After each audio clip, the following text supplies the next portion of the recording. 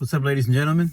So UFC 297 done, finished, in the books. So the main event, we have a brand new middleweight champion of the world, Dricus du Plessis, beat Sean Strickland in a split decision win that has the entire MMA community split in the middle, half and half. Dana White, even at the post fight press conference, he even had Sean Strickland winning. I mean, I had Sean Strickland winning as well. I mean, he was my pick from the get-go. It was a hard pick, like the prediction to really, like, you know, because it really was 50-50, like before the fight even started.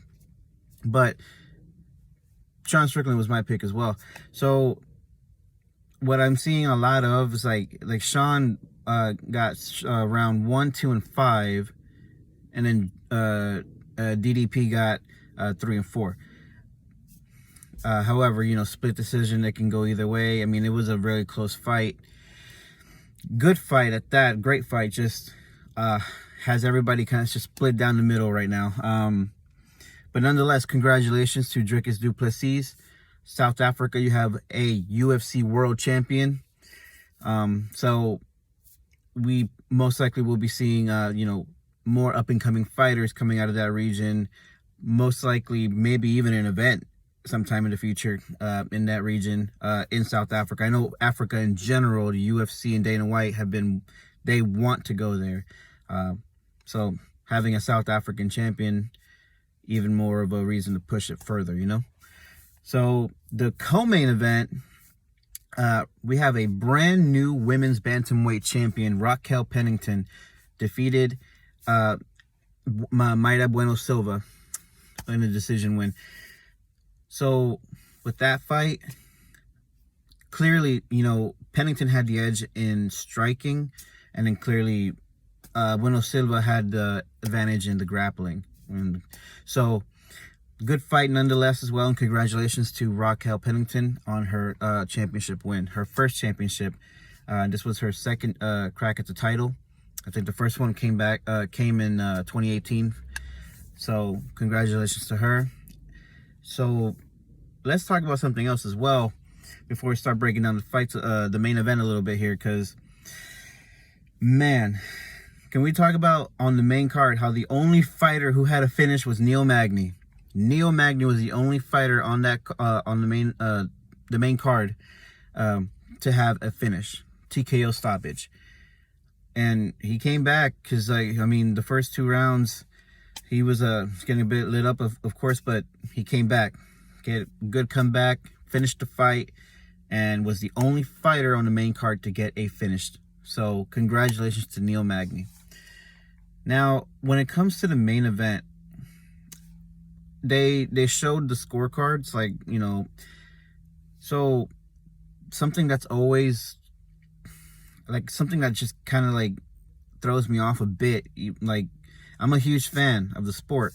Just when it comes to the judging part of it, the scoring of it, I feel like we need to do some tweaking with it, because some things kind of just don't add up. Let me give you an example. See, on the scorecards, honestly, Strickland outstruck du Plessis. However, du Plessis got, if I'm not mistaken, about 6 takedowns. The thing about that, though, nothing much happened with the takedowns, right? Not much ground and pound, no submission attempts. So, for me, right, if I'm watching the fight, something I don't get is how wrestling, like the wrestling and takedown parts, outweighs actual damage in a fight. Because I would say Strickland delivered the most damage in that fight. But I don't know, man. There's a lot of fights like that where I've seen where, like, a guy is, like, piecing the other guy up for like 3-4 minutes, and then the other guy getting pieced up for the last minute, got a takedown and held him down, and somehow he wins the round because he got a takedown and had him on the ground, even though he was getting, like, pieced up for 3-4 minutes. I don't get that. I feel like damage should outweigh takedowns, especially if your takedowns, if you're not doing damage with the takedown or submission attempts with the takedown. You know what I'm saying? Like, you can't just, in my view, you don't just need a takedown and just that's it. You hold him on the ground or something, or you don't even have much control time. Just for, you need to do damage. You need to go for submissions. So I think that's also the reason why everyone's kind of split down the middle with it. Like I said, Sean Strickland was my pick. I feel like he did win the fight. However, I'm not a judge, and neither are those two. Their job is to get in there and, fight it out, do the best they can, and perform. If it goes to a decision, what happens after that, that's based on the judges. So, great fight nonetheless, and congratulations to our new champions, Raquel Pennington and Dricus du Plessis. Next month, UFC 298, just a packed card. And then UFC 299, and oh my gosh, that's the pay-per-views so far are getting better and better. They're not even UFC's not even done with UFC 300 yet, so more fights to be announced for that one for sure.